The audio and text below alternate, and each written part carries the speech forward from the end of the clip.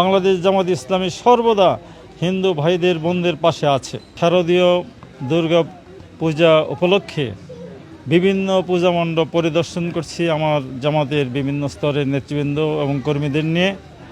আমরা সর্বত্র পূজা মণ্ডপে পূজারী অসংখ্য ভক্তরা আনন্দের সাথে উৎসাহের সাথে তাদের উৎসব পালন করছে।